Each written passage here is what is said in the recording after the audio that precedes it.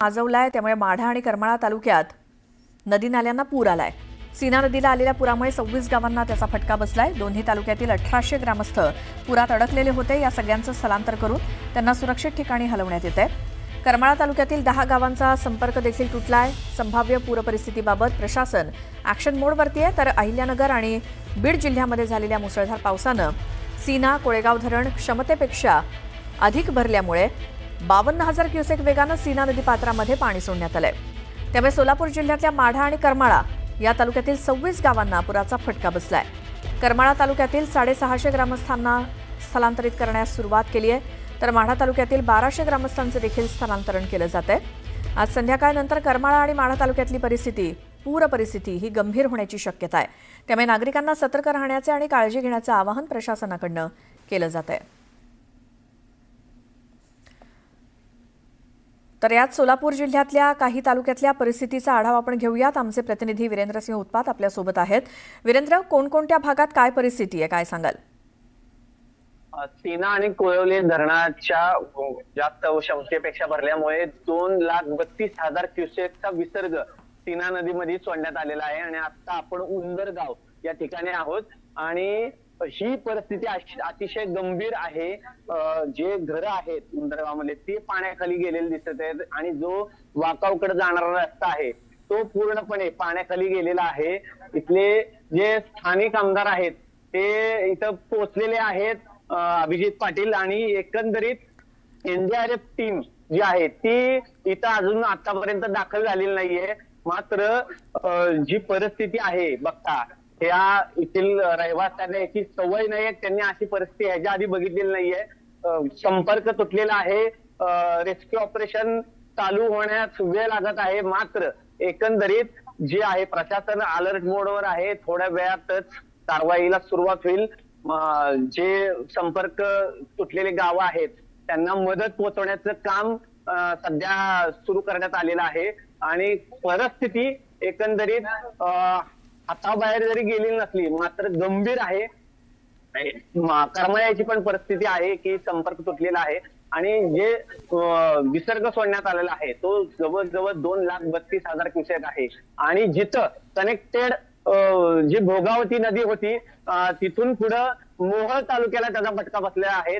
आपल्या सोबत जे माढ्याचे आमदार आहेत अभिजित पाटील ते स्वतः इथं आलेले आहेत। त्यांच्याकडनं काय सांगाल, काय परिस्थिती आहे एकंदरीत?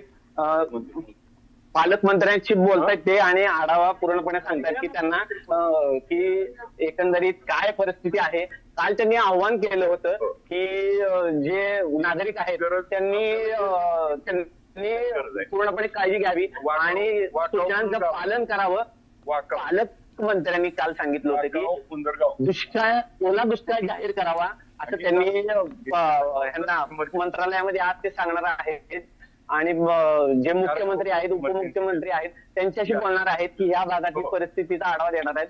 आणि स्वतः अभिजित पाटील काय सांगाल, एकंदरीत परिस्थिती आढावा घेतलेला आहे तुम्ही? आता आम्ही रात्री म्हैसगाव, पापनस, तांदळवाडी रात्रभर त्या भागातून सगळी लोक बाहेर काढली, कवे लवे। आणि आता आपण इकडून सकाळी जे दारफळची आता बरड वस्तीवरती 160 ते 180 लोक दारफळमध्ये अडकलेत। राहुल नगर जे गाव आहे तिथं अख्खं गावच त्या ठिकाणी 500 ते 600 लोक अडकलेले। उंदरगाव गावाची पण तशीच अवस्था आहे। उंदरगावचे 100-150 लोक पलीकडे अडकलेत आणि वाकाव गावाला चारी बाजूने वेढा पडलाय। त्यामुळे अख्खं गाव वाकाव त्या ठिकाणी अडचणीत आहे, तर त्याला बाहेर काढणं देखील हे आवश्यक आहे। आणि मग यासाठी आता 4 एनडीआरएफचे बोटी आल्यात आणि एकच टीम आमच्याकडे जी रात्रभर आम्हाला तिकडं काम केलंय आणि परत आता इथं आणली। आता त्यांची पण स्ट्रेंथ, त्यांना पण झोप नाही, आम्ही पण त्यांच्यासोबत आहे। पण आता नवीन टीम एक आवश्यक आहे। जिल्हाधिकाऱ्यांना बोललोय, बोटी आल्यात परंतु बोटीत चालवणारी ट्रेन माणसं नाहीयेत। मग त्याच्यासाठी त्याची एनडीआरएफची अतिरिक्त एक तुकडी त्या ठिकाणी कोल्हापूरवरनं पाठवतो म्हणून त्यांनी सकाळी निघाले असं सांगितलंय जिल्हाधिकाऱ्यांना। परंतु आमची मागणी अशी आहे, मी आता पालकमंत्र्यांना पण बोललो की काही ठिकाणी नदीचा प्रवाह इतका आहे की त्या नदीच्या प्रवाहाच्या पलीकडे बोट जाऊ शकत नाही। त्यामुळे त्या बाजूला अडकलेली लोक, पापनास मध्ये तर अशी अवस्था आहे की एका झाडाच्या बाजूला त्या ठिकाणी 6 लोक अडकलेत आणि तिथं परिस्थिती आता लाईट नाही, त्यामुळे मोबाईल चार्जिंग नाही। जे रात्रीपासून संपर्क तुटला, आता ते नेमके कुठं आहेत, वाहून गेलेत, मग याच्यावरती सगळी लोक आम्ही त्या ठिकाणी काम करतोय. अशा इमर्जन्सीच्या वेळी एअरलिफ्ट शिवाय मला वाटत नाही पर्याय निघेल. तर सरकारने आता तात्काळ पालकमंत्र्यांना बोललोय, मुख्यमंत्री महोदयांना बोललोय, तर एअरलिफ्टची सोय करणं आवश्यक आहे. तुम्ही काल आव्हान केलं होतं, मात्र काही गावच्या लोकांनी त्याला प्रतिसाद दिला नाही असं कळतंय. तुम्ही आता न्यूज 18 लोकमतच्या माध्यमातून काय सांगणार? मी काल देखील आपल्याला माहिती आहे की जेव्हा पाणी आलं त्यावेळेस पहिल्यांदा फेसबुकला व्हिडिओच्या माध्यमातून सगळ्यांना आव्हान केलं होतं की तात्काळ त्या ठिकाणी सुरक्षित ठिकाणी जावं. परंतु जायची इच्छा खूप होती, परंतु लगेच तो येडा पडला होता आणि पाण्यातून जायचं आणि ह्याच्यापूर्वी एवढा कधीच पूर आला नव्हता. त्यामुळे लोकांनी रिस्क घेतली नाही आणि बाहेर पडले नाही. अंदाजच नाही इथल्या लोकांना एवढं पाणी येईल. आजची परिस्थिती आत्ताची अशी आहे रिसेंट, म्हणजे मी आपल्याला काल 22,000 कसापूर मधनं पाणी येत होतं, ते आता 34,000 झाले. आज चांदणीमधलं पाणी देखील 44,000वर गेलंय आणि सेना कोळेगाव मध्ये जे 40,000 होतं ते आता 75,000वर गेले. आणि आता मी सेना कोळेगावच्या SC बोललो तर त्यांचं असं म्हणणं आहे की वरून पाण्याचा फ्लो खूप मोठा आहे, त्यामुळे ते मला 90,000 ते 1,00,000वर न्यावं लागेल. त्यामुळे आता जी लोक अडकले त्यांना तात्काळ त्या ठिकाणी काढल्याशिवाय पर्याय नाही.